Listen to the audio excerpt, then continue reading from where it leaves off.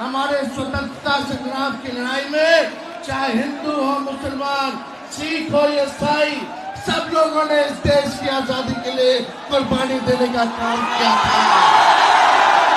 ये देश किसी के बाप का देश नहीं है, ये हम सबों का देश है। आप क्या कल इतना नहीं है तो आप कैसे रहोगे?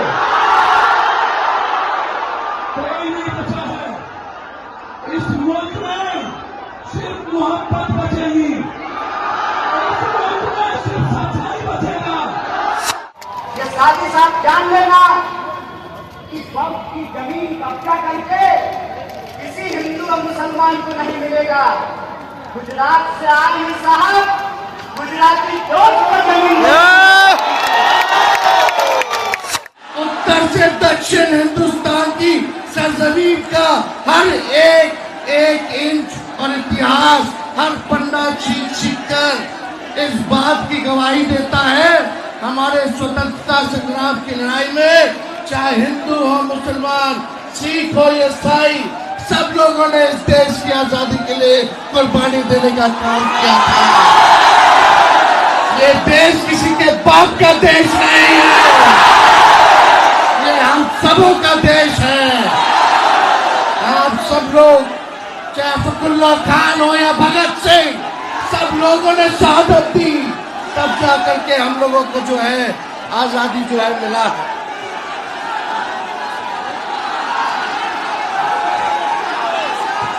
देखिए, सबसे महत्वपूर्ण बात, आपके जमीनों को छीना जा रहा है। अब भाजपा सत्ता से जाने वाली है तो हम सब के गरीब, पिछड़ा, दलित, अति पिछड़ा, अल्पसंख्यक समाज के गरीबों का वोट का अधिकार भी छीनने का काम करने जा रही है। अभी नया इलेक्शन कमीशन का नोटिफिकेशन आया है कि 8 करोड़ वोटर का फिर से वो नया सूची बनाने जा रहे हैं और मात्र के अंदर जो है नई सूची को बनाना। कहीं भी आप लोग सचेत रहिएगा, ध्यान रखिएगा कि वोटर लिस्ट से किसी का नाम हटे ना। ये बड़ी साजिश है। वोटर के फिर पेंशन से नाम हटाएंगे, ये लोग देश को तोड़ने का काम कर रहे हैं। ये सवाल कुछ नहीं है यहाँ आगे, इससे तिरकुंडा पूरे पचरा पचा हुआ है। मोदी जी, आप क्या कल इतना नहीं है तो आप कैसे रहोगे? कोई नहीं बचा है इस मुल्क में, सिर्फ मोहब्बत बचेगी, इस मुल्क में सिर्फ सच्चाई बचेगा। और जिसके हाथ में भारत का झंडा और एक हाथ में गीता कुरान होगा और एक हाथ में संविधान होगा, वही इस मुल्क को चलाएगा। आप मत सोचिए। आसाम में इसका खेल खराब हुआ कि मुसलमानों से ज्यादा गैर मुसलमानों के पास कागजात नहीं है, तो फिर वह थोड़ी देर के लिए दम लिया और इन्होंने बड़ी तहकीक के साथ ये फैसला लिया है कि मुसलमानों की अजीम विरासत, जो मस्जिद है, जो मकबरे हैं, जो दीनी दरगाहें हैं, जो मुसाफिर खाने हैं, जो कब्रिस्तान है, इनको उजाड़ा जाए। इस काले कानून ने गोया मुसलमानों की नहीं, इस्लाम की जड़ें उखाड़ने की साजिश की है। हम आजाद करने के लिए आए हैं, इस मुल्क की सरहद को बचाने के लिए। एक नहीं, करोड़ों अस्तगफिरुल्लाह हाजिर है, हम गर्दन कटाने को तैयार हैं।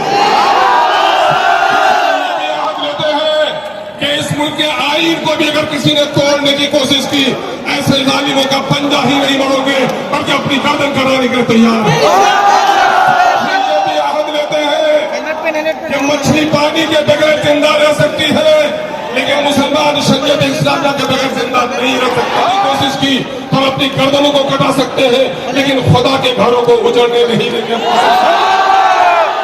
मैं मुबारकबाद देता हूँ तुम्हारी पेशानियों की रमक को देखकर, तुम्हारी आंखों की चमक को देखकर।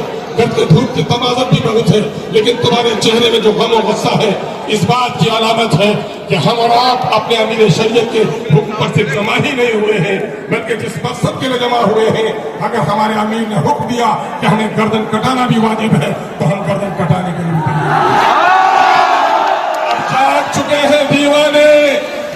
को जगा के दम लेंगे, जीना है तो इज्जत से जी लेंगे, वरना जाम शहादत पी लेंगे। ये माह मुबारक मुहर्रम का है, यही महीना है जो हजरत इमाम आली मुकाम नवासे रसूल हजरत इमाम हुसैन रज़ी अल्लाह ताला अन्हु ने बातिल के शमशीर पर अपनी गर्दन को देने के लिए तैयार हुआ, लेकिन बातिल के हाथ पर हाथ देने के लिए तैयार हुआ। हम क्या कहते हैं, इनकलाब काला कानून मुर्दाबाद।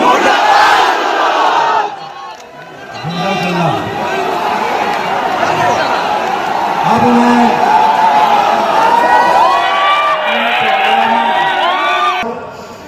और मुझे मालूम है कि आप बहुत देर से बिहार के अलग अलग कोनों से, झारखंड, उड़ीसा और बंगाल के अलग अलग कोनों से यहाँ आए हैं, तो मैं आपका ज़्यादा वक्त नहीं लूँगा। मुझे 3 मिनट बोलने के लिए कहा गया। मुझे सिर्फ 3 बात कहनी है आपसे। पहली बात तो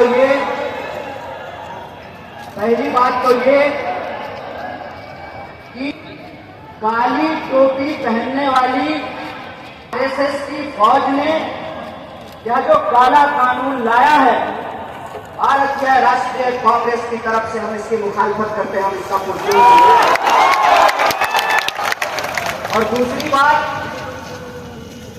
कि हमारा यहाँ आना ये कोई सियासी कदम नहीं है।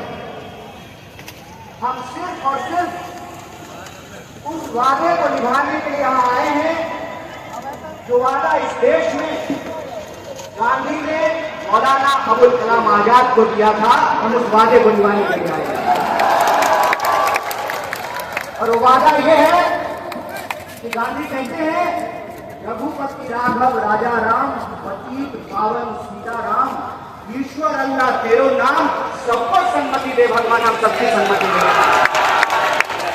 और हम आपसे माफी मांगते हैं कि इस देश में सेकुलरिज्म को बचा के रखने की जिम्मेवारी हमारे कंधों पर थी। गांधी के देश में गोद से गद्दी पर बैठा है, इसके लिए हम आपसे माफी मांगते हैं।